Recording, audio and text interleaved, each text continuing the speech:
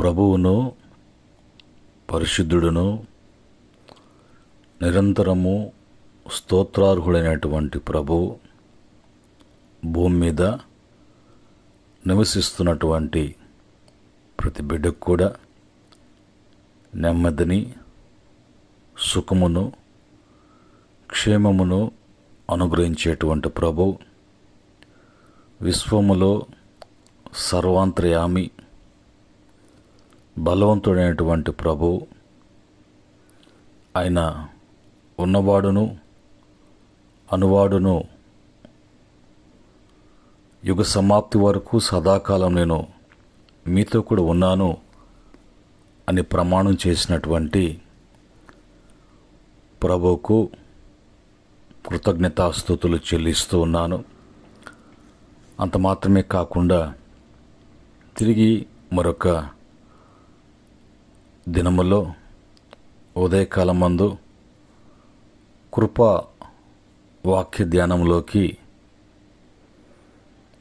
మనమంతా కూడా సమకూర్చబడటానికి ఈ దినములోకి ప్రభు మనందరిని కూడా ప్రవేశపెట్టారు కనుక ఈ యొక్క పాలు పంపులు కలిగి ఉంటున్న ప్రతి బిడ్డకు కూడా ప్రభు పేరిట మీకు వందనాలు, ప్రభు పేరిట మీకు శుభములు తెలియచేస్తూ ఉన్నాను.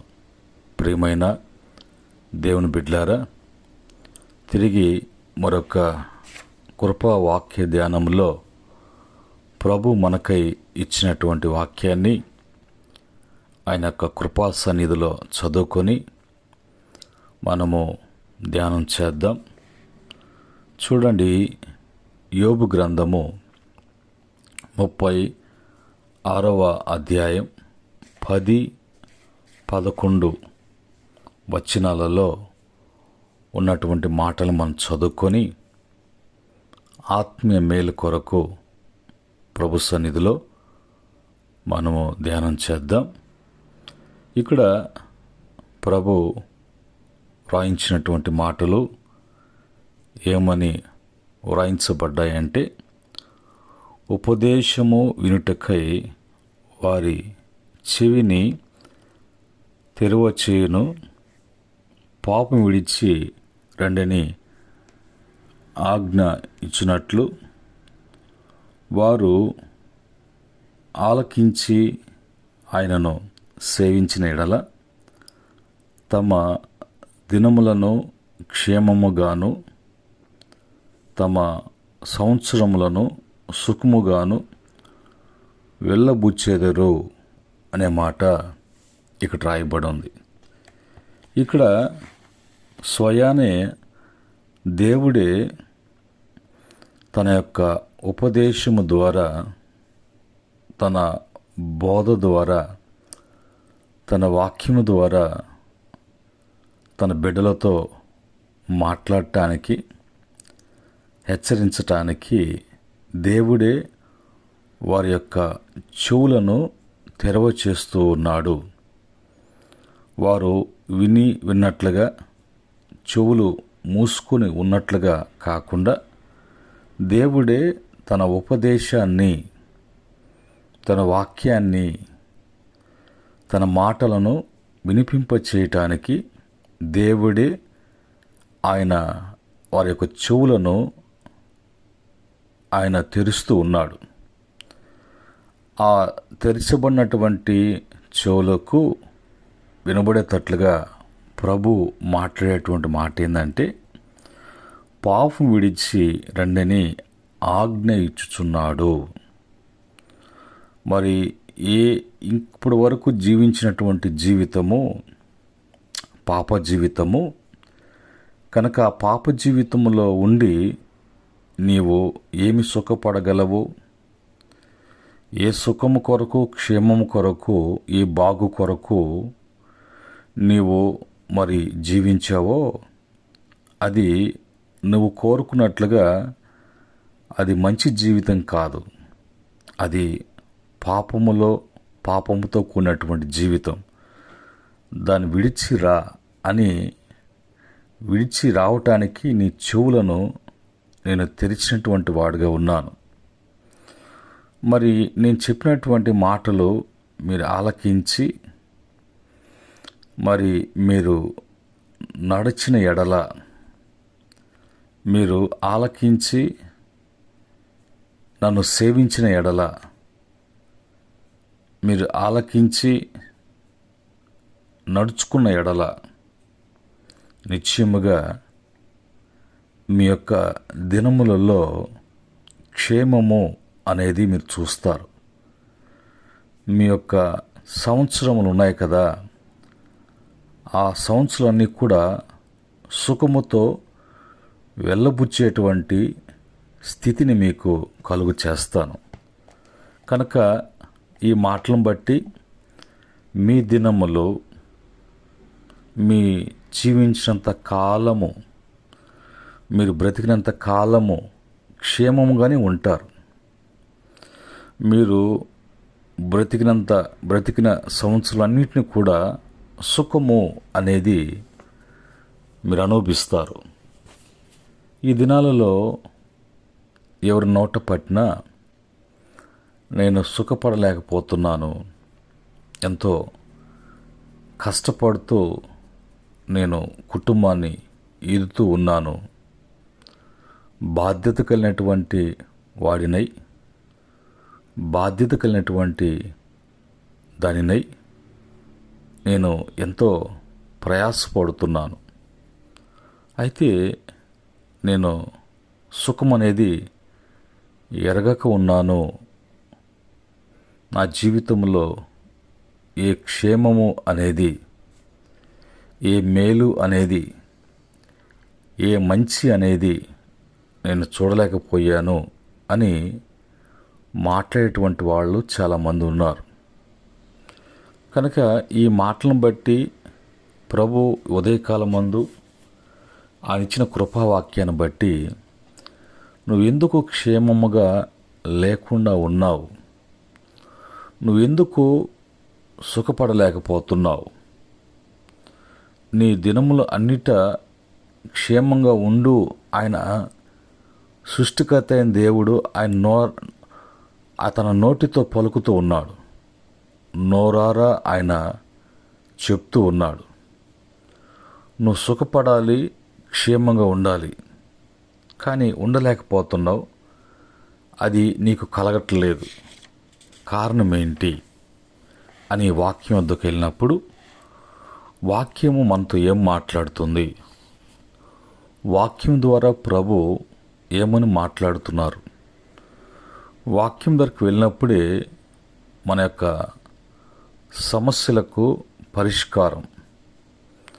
లోకంలో ఎక్కడికి వెళ్ళినా ఎంతమందికి నీ బాధలు చెప్పుకున్నా పరిష్కారము అనేది వాళ్ళ యొద్ద దొరకదు అనేది ఖచ్చితంగా నువ్వు తెలుసుకోవాలని ఉదయకాలం మందు ప్రభు మాట్లాడుతున్నాడు. కనుక దేవుడిచ్చినటువంటి దినములున్నాయి, దేవుడిచ్చినటువంటి సంవత్సరాలు ఉన్నాయి. ఈ దినములు సంవత్సరములో నీకు క్షేమము, నీకు సుఖము అనేది కలిగి వాటితోనే నీవు నీ జీవితాన్ని వెళ్ళబుచ్చు అని ప్రభు చెప్తున్నాడు. కానీ అలాగా జరగటం లేదే అని ఆలోచన చేస్తున్నావా? దానికి ప్రభు వాక్యం ఏం చెప్తుంది, దేవుని వాక్యము ఏమని మాట్లాడుతున్నది? ద్వితీయోపదేశకాండము 4వ అధ్యాయము 40వ వచనములో రాయబడినటువంటి మాటను నేను చదువుతూ ఉన్నాను. మరియు నీకును నీ తర్వాత నీ సంతానపు వారికిని క్షేమము కలుగుటకై నీ దేవుడైన యెహోవా సర్వకాలము నీకిచ్చుచున్న దేశములో నీవు దీర్ఘాయుష్వంతులవై ఉన్నట్లు నేడు నేను నీకు ఆజ్ఞాపించు ఆయన కట్టడలను ఆజ్ఞలను నీవు గైకొనవలెను అని రాయబడింది.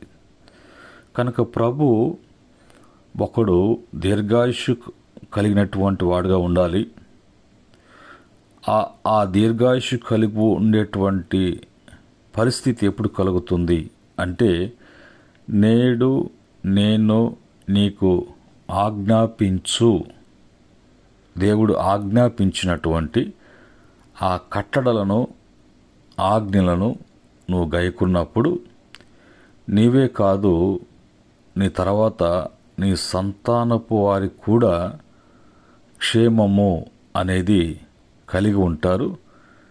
క్షేమము అనేది వాళ్ళు చూస్తారు.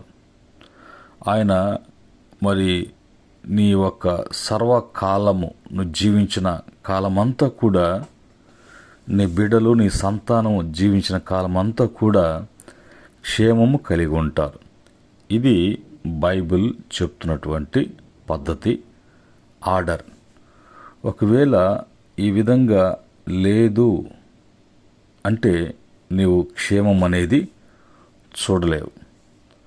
రెండవదిగా, క్షేమం గురించి వాక్యం ఏం చెప్తుంది అని చూసినప్పుడు, ద్వితీయోపదేశకాండము 5వ అధ్యాయము 29వ వచనములో, వారికిని వారి సంతానమునకును నిత్యము క్షేమము కలుగునట్లు వారు నా యందు భయభక్తులు కలిగి నాగ్లన్నిటినీ అనుసరించు మనస్సు వారికుండిన మేలు. ప్రభు నీ మేలు కొరకు ఆయన చెప్తున్నటువంటి మాటలు, నీవు ఆయనందు భయభక్తులు కలిగినటువంటి వాడవుగా ఉన్నావా ఉన్నదా అనేది పరీక్షించుకోమని చెప్తున్నాడు. నువ్వు దేవుని యందు భయభక్తులు కలిగి ఉంటే ఆయన ఆజ్ఞాపించినటువంటి ఆజ్ఞని అనుసరిస్తావు కదా. దేవుని యందు నీ భక్తి జీవితము ఏంటో అనేది ఇక నిరూపించబడుతుంది. ఆ భయభక్తులు ఉన్నప్పుడే ఆయన ఆజ్ఞలను అనుసరించేటువంటి మనసు నీకు ఉంటుంది. కాబట్టి దానివల్ల నీకు కలిగేటువంటి మేలేందంటే, నిత్యము నీకు క్షేమము అనేది నీకే కాదు నీ సంతానపు వారికి కూడా కలుగుతుంది. అలాగనే మరి 1 సమూయేలు గ్రంథము 12వ అధ్యాయము 14వ వచనంలో కూడా అక్కడ మరి ప్రవక్త అనేటువంటి సమూయేలు గారు మాట్లాడుతున్నారు. మీరు యెహోవా యందు భయభక్తులు కలిగి ఆయన మాటలను విని ఆయనను సేవించి ఆయన ఆజ్ఞను భంగము చేయక మీరును మిమ్మును ఏలు రాజును మీ దేవుడైన యెహోవాను అనుసరించిన ఎడల మీకు క్షేమము కలుగును. చూడండి, క్షేమం కలగటానికి నీవు అనుసరించవలసినటువంటిది ఏంటి అంటే, దేవుడు నీకై ఇచ్చినటువంటి ఆజ్ఞలను భంగము చేయకూడదు. నీవే కాదు, నీ ఇంటి యజమానుడే కాదు, మీ యొక్క మరి దేశాన్ని ఏలేటువంటి రాజే కాదు, ఎవరైనా కూడా భయభక్తులు కలిగి ఆయన మాటను విని ఆయన్ను సేవించాలి. ఆయన ఆజ్ఞలను ఏది కూడా భంగము చేయకూడదు, పాడు చేయకూడదు. ఆయన ఆజ్ఞలను కానీ నువ్వు పాడు చేసినావా లేక భంగము చేసావా, నీవును నీ ఇంటివారును మిమ్మల్ని ఏలేటువంటి మీ రాజును మరి మీ ఉన్నటువంటి ప్రాంతాలు ఎక్కడ కూడా క్షేమము అనేది చూడరు. క్షేమము లేకపోతే నష్టాలే జరుగుతాయి.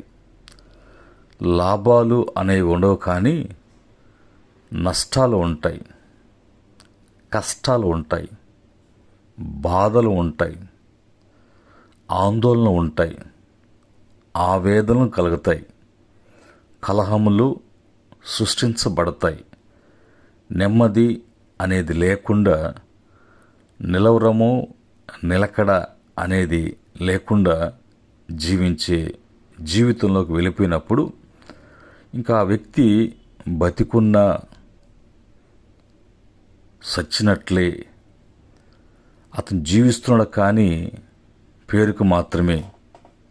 కానీ మృతి చెందినటువంటి ఒక దేహం ఎలాగ ఉంటుందో అలాగా ఉండేటువంటి పరిస్థితి కలుగుతుందని ఉదయకాలం మందు అలాంటి పరిస్థితి నీకు కలగకూడదు అనే కదా నీకు క్షేమము అనేది నీ దినములన్నిటి కూడా, నీ జీవించిన కాలం అంతా కూడా, నువ్వు బ్రతికినంత కాలం అంతా కూడా ఎప్పుడు కూడా నువ్వు క్షేమాన్ని చూడాలని ప్రభు ఇష్టపడుతూ ఉన్నారు. ఆ తర్వాత 4వ మాటగా కీర్తన 37వ కీర్తన 11వ చరణంలో, దీనులు భూమిని స్వతంత్రించుకొందురు, బహుక్షేమము కలిగి సుఖించెదరు అని రాయబడింది. బహుక్షేమం మామూలు క్షేమం కూడా కాదు, బహుక్షేమం, బహుగా, ఎక్కువగా, గొప్పగా. కారణం ఏంటంటే వాళ్ళు దీనులు. ఎవరినిదుట? దేవునిదుట వాళ్ళు దీనులు. ఎవరిదుట? మనుషులు ఎదుట వాళ్ళు దీనులు. కనుక వాళ్ళలో ఎప్పుడు కూడా ఆ దీనత్వాన్ని బట్టి, ఆ తగ్గింపును బట్టి, వాళ్ళు దేవుని ఎదుట ప్రవర్తించే విధానాన్ని బట్టి దేవుడు వారిని భూమి మీద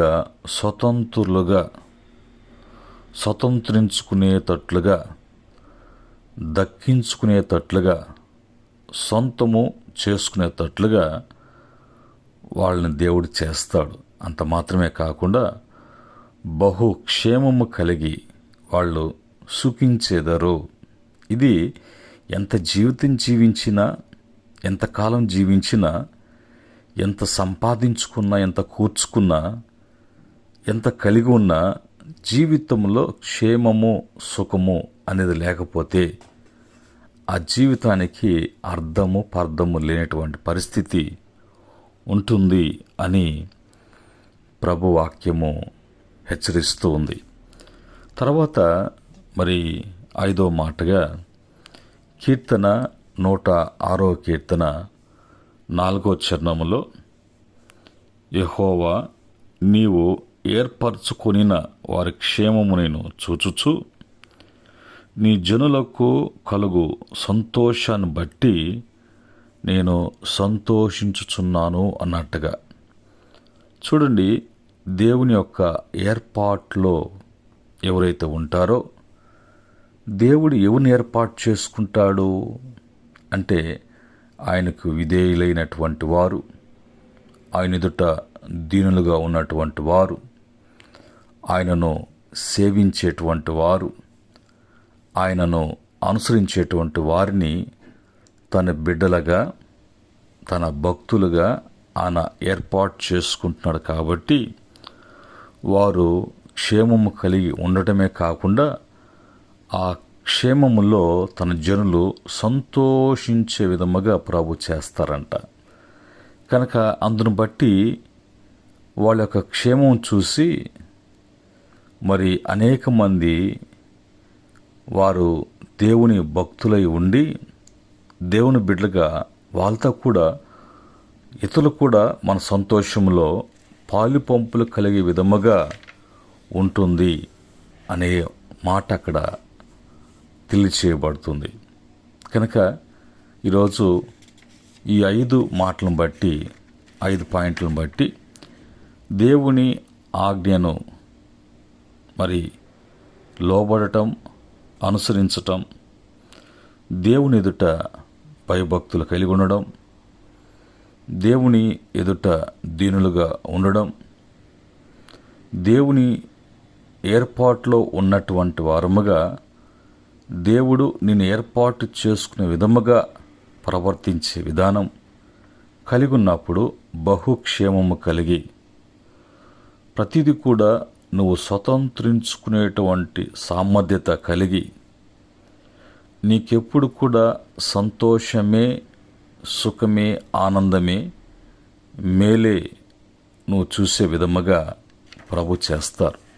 ఈ మాటలను బట్టి ఈరోజు నేను సుఖపడలేకపోతున్నాను, క్షేమంగా ఉండలేకపోతున్నాను అనేటువంటి మాటకి మరి దానికి ఆన్సర్ ఏంటంటే దేవుని వాక్యమే.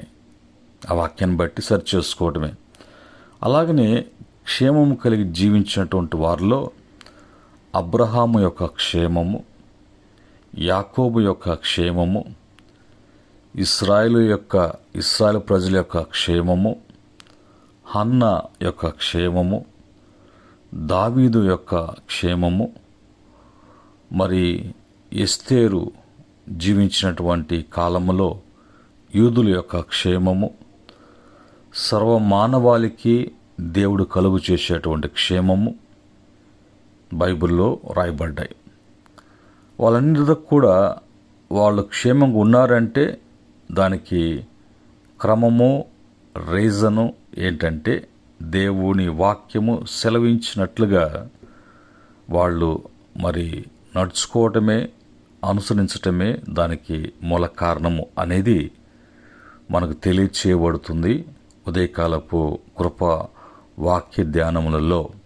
ఇందును బట్టి ప్రియమైన దేవుని బిడ్డలారా, ప్రియమైన సహోదరి సహోదరులారా, ప్రియమైన అన్న, తమ్ముడు, చెల్లి, అక్క, తల్లి, ఈరోజు మరి ఈ వాక్యము నేను బలపరచడానికి, నేను ధైర్యపరచడానికి, తిరిగి నీ జీవితంలో ఒక నిరీక్షణ కలిగి జీవించటానికి కృపా వాక్య ధ్యానంలో ప్రభు తెలియచేసిన మాటలను బట్టి సరిచేసుకోవటానికి, సరిదిద్దుకోవటానికి, ఆ విధంగా మారి మరి ఆ మనసు కలిగి జీవించడానికి తీర్మానం చేసుకుందాం. మీ కొరకు నేను ప్రార్థన చేయబోతున్నాను. అట్టి స్థితి ప్రభు ప్రతి బిడ్డకు కూడా అనుగ్రహించునుగాక. ఆమెన్. ప్రేమగల తండ్రి, పరిశుద్ధుడా, మీకు వందనాలు తండ్రి. ఉదయకాలమందు నీ యొక్క కృపా సన్నిధిలో మమ్మల్ని సమకూర్చి ఉదయకాలపు కృపా వాక్య ధ్యానంలో సుఖమును గురించి, క్షేమం గురించి మాట్లాడారు. అవి మాకు మీరు ఇచ్చినట్లుగా, అవి మేము కలిగి ఉండి జీవించినట్లుగా మీరు ఏర్పాటు చేశారు. అయితే అది మాకు ఎందుకు మేము అలాగా కలిగి ఉండలేకపోతున్నాం విషయాన్ని కూడా మీరు బహుతేటగా తెలియచేశారు. ఒకవేళ అలా సుఖపడలేక, క్షేమం కలిగి జీవించలేక, మేలు అనేది చూడలేక, సంతోషం అనేది అనుభవించలేక ఉన్నటువంటి బిడలు ఉన్నారు నాయన.